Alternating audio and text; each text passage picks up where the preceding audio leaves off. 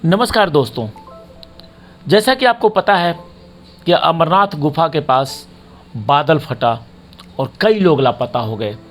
कई लोग अचानक ही मौत के गाल में समा गए। आज की इस वीडियो में मैं आपको बताने वाला हूं कि आखिर ये बादल फटता कैसे है और ये होता क्या है। अमरनाथ गुफा के पास जो बादल फटा उसमें तो बहुत लोग लापता हो गए। अचानक ही पानी आया। वैसे एनडीआरएफ का रेस्क्यू ऑपरेशन जारी है और बहुत सारे डेड बॉडीज अभी मिल रहे हैं, लेकिन सबसे बड़ा सवाल ये है कि आखिर पहाड़ों पर ही बादल क्यों फटते हैं, ये मैदानी इलाकों में क्यों नहीं फटते हैं। मैं बताता हूँ आपको इस वीडियो में पूरी जानकारी, और बादल फटते कैसे हैं, आखिर होता क्या है, इन सारी चीज़ों का बारे में मैं विस्तार से आज बताऊंगा। बादल फटने का मतलब ये नहीं होता है कि बादल के टुकड़े हो गए हों या बादल चूर चूर हो गया हो, ऐसा कुछ नहीं है। मौसम वैज्ञानिकों के अनुसार जब एक जगह पर अचानक एक साथ भारी बारिश हो जाए तो उसे बादल फटना कहते हैं। याद होगा आपको 2013 का केदारनाथ का त्रासदी, अचानक ही वहाँ बादल फटा और अनगिनत लोग, सरकारी आंकड़े में तो 5000 लोगों की मारे जाने की खबर थी केदारनाथ हादसे में, लेकिन अगर ऑनऑफिशियली बात करें तो लाखों लोगों की मौत हुई थी। और वो बड़ा बादल फटा था जो कि अचानक ही सब कुछ बर्बाद कर गया। और केदारनाथ का वो त्रासदी आज भी हमें याद है कि कैसे 2013 में 3 दिन 4 दिन तक रेस्क्यू ऑपरेशन चला था। खैर चलिए मैं आपको बताता हूँ कि आखिर बादल फटते कैसे हैं। आप इसे ऐसे समझ सकते हैं कि अगर पानी से भरे किसी गुब्बारे को फोड़ दिया जाए तो सारा पानी एक ही जगह तेज़ी से नीचे गिरने लगता है। ठीक वैसे ही बादल फटने से पानी से भरे बादल की बूंदें तेज़ी से अचानक ज़मीन पर गिरती है। इसे फ्लैश फ्लड या क्लाउड बर्स्ट भी कहते हैं। अचानक तेज़ी से फटकर बारिश करने वाले बादलों को प्रेग्नेंट क्लाउड भी कहते हैं। अचानक क्यों फट जाते हैं बादल? कहीं भी बादल फटने की घटना तब होती है जब काफ़ी ज़्यादा नमी वाले बादल एक जगह पर रुक जाते हैं, वहाँ मौजूद पानी की बूंदें आपस में मिल जाती हैं। बूंदों के भार से बादल का घनत्व बढ़ जाता है और फिर अचानक बारिश शुरू हो जाती है। बादल फटने पर 100 मिलीमीटर प्रति घंटे की रफ्तार से बारिश हो सकती है। और पहाड़ों पे अचानक अक्सर क्यों फटते रहते हैं बादल? पानी से भरे बादल पहाड़ी इलाकों में फंस जाते हैं। पहाड़ों की ऊंचाई की वजह से बादल आगे नहीं बढ़ पाते हैं। फिर अचानक एक स्थान पर तेज़ बारिश होने लगती है। चंद सेकंड में 2 सेंटीमीटर से ज़्यादा बारिश हो जाती है और पहाड़ों पर अमूमन 15 किलोमीटर की ऊंचाई पर बादल फटते हैं। हालांकि बादल फटने का दायरा ज़्यादातर 1 वर्ग किलोमीटर से ज़्यादा कभी भी रिकॉर्ड नहीं किया गया है। पहाड़ों पर बादल फटने से इतनी तेज़ बारिश होती है जो सैलाब बन जाती है। पहाड़ों पर पानी रुकता नहीं, इसलिए तेज़ी से पानी नीचे आता है और नीचे आने वाले पानी अपने साथ मिट्टी, कीचड़, पत्थरों के टुकड़े ले आता है और इसकी गति इतनी तेज होती है कि इसके सामने पड़ने वाला हर चीज़ बर्बाद हो जाता है। इसलिए पहाड़ों पे जब बादल फटता है तो वो बड़ा ही भयावह हो जाता है।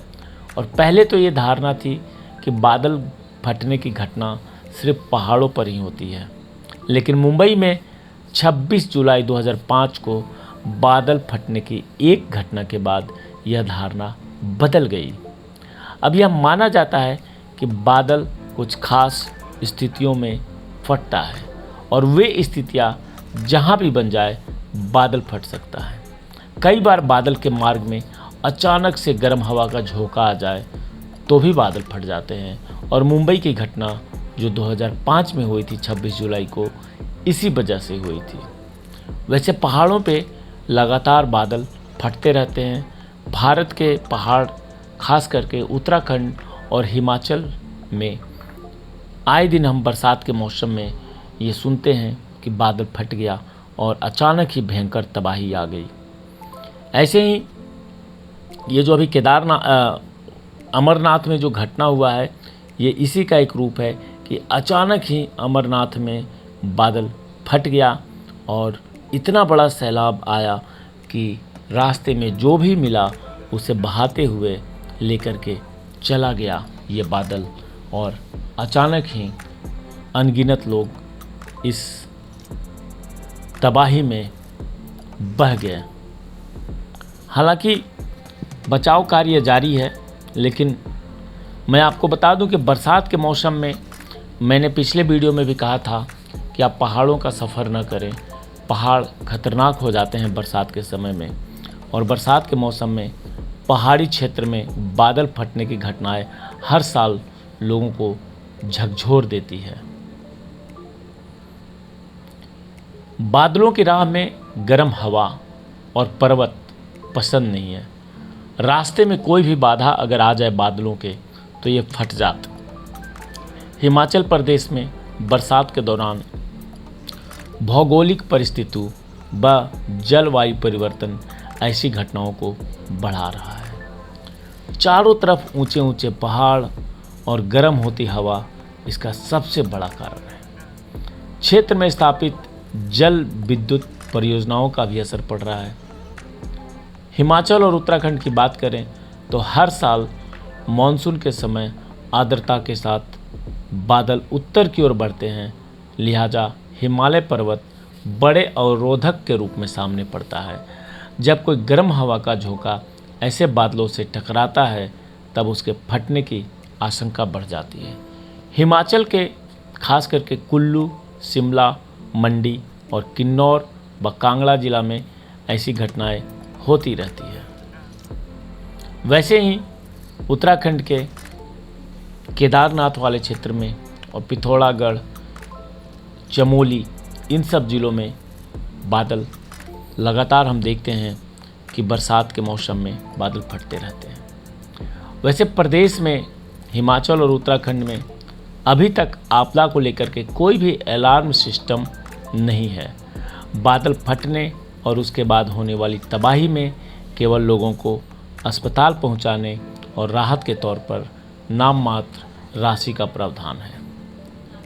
हिमाचल की बात करूं तो हिमाचल में हर बरस बरसात कहर बरपाती है। औसतन 1000 करोड़ का नुकसान हर साल सिर्फ हिमाचल में बादल फटने के कारण होता है, और बादल की घटनाओं से कम बहुत ज़्यादा जान माल के भी नुकसान होता है। वैसे तो हिमाचल में बादल पहले भी फटते रहे हैं, लेकिन पहली बार 1970 में वैज्ञानिक आधार पर इसे रिकॉर्ड किया गया। मंडी जिले के बरोट में 1 मिनट में 38.10 मिलीमीटर वर्षा दर्ज की गई, और शिमला जिले के चिड़गांव में 15 अगस्त 1997 को बादल फटने की घटना से 1500 लोग हताहत हुए थे। हर वर्ष ऐसी 5 से 6 घटनाएं होती रहती है, और हर साल इस बादल फटने की घटना से पर्वतीय क्षेत्र, खास करके मैं बात करूं हिमाचल और उत्तराखंड की, तो हर साल बड़ा नुकसान होता है, जिसके कारण से वहां रहने वाले बरसात के मौसम में काफ़ी ही ज़्यादा परेशान रहते हैं। और जिसका अभी हमने ताज़ा रूप देखा कि कैसे अचानक ही अमरनाथ यात्रा में बादल फटता है, और वो बादल फटने के बाद इतनी तेज़ी से नीचे की तरफ पानी का सैलाब लेकर के आया कि कितनी जिंदगियां समाप्त हो गईं। बादल फटने के दौरान आपको पता है कि पहाड़ों पे ढलान होता है, और ढलान में जब बादल फटता है ऊपर एरिया में तो पानी का एक बड़ा सैलाब आता है, और पानी जब एक जगह जमा होता है और सैलाब आता है तो वो अपना रास्ता खुद बनाता है, और उस रास्ते में पड़ने वाले जितने भी घर, मकान या आदमी या कोई भी ऐसा चीज़ है वो शव को बहाते हुए लेकर के चला जाता है। बताऊं कि 1998 के अगस्त महीने में कुमाऊं जिले के काली घाटी में बादल फटने की घटना हुई थी, जिसमें करीब 250 लोगों की मौत हुई थी। इनमें से कैलाश मानसरोवर की यात्रा करने वाले करीब 60 लोग भी शामिल थे। और इस प्राकृतिक आपदा में प्रसिद्ध उड़िया डांसर प्रोतिम बेदी भी थी। वह भी कैलाश मानसरोवर की यात्रा पर जा रही थी, लेकिन बाढ़ और भूस्खलन की चपेट में आने से उनकी मौत हो गई थी। इसी प्रकार से मुंबई में जब बादल फटने की घटना हुई थी तो 50 से अधिक लोग मारे गए थे और माया नगरी मुंबई में करीब 950 मिलीमीटर बारिश दर्ज की गई थी। 2005 में हिमाचल के घानवी में ये घटना घटी थी। उस वक्त 10 लोगों की मौत हुई थी। और अगस्त 2010 में घटी एक घटना काफ़ी दर्दनाक रही। जम्मू कश्मीर के लेह में बादल फटने से 1000 से ज़्यादा लोगों की मौत हो गई थी और 400 से अधिक लोग घायल हुए थे। इस प्राकृतिक आपदा के कारण लद्दाख क्षेत्र के कई गांव उजड़ गए और करीब 9000 से ज़्यादा लोग प्रभावित हुए थे। तो पहाड़ों पे बादल फटने की घटनाएं हमेशा होती रहती हैं। और अभी जो अमरनाथ यात्रा में एक दुखद घटना हुई बादल फटने की, जिसके कारण से अभी भी बचाव एवं राहत कार्य चल रहा है। और 2013 की केदारनाथ की जो प्राकृतिक आपदा आई थी, वो भी बादल फटने का एक बड़ा कारण था। उस समय भी काफ़ी लोगों की जान माल के नुकसान हुआ था। हमेशा हमें इस बात की सावधानी रखना चाहिए कि बरसात जैसे ही स्टार्ट हो जाए हमें पहाड़ों की यात्रा बंद कर देनी चाहिए। इसीलिए मैं कहता हूँ कि 4 धाम के यात्री जो अभी यात्रा का प्लान बना रहे हैं, केदारनाथ, बद्रीनाथ, यमुनोत्री, गंगोत्री, तो उन्हें अपनी यात्रा को सितंबर 15 तक स्थगित करना चाहिए। उसके बाद ही उन्हें 4 धाम की यात्रा पर जाने का प्लान बनाना चाहिए। तो चलिए आज के वीडियो को मैं यहीं समाप्त करता हूँ। अगर आपको मेरा इन्फॉर्मेशन अच्छा लगता है तो आप ज़रूर मेरे चैनल को सब्सक्राइब कर लें। ऐसे ही महत्वपूर्ण जानकारियाँ मैं देता रहूँगा।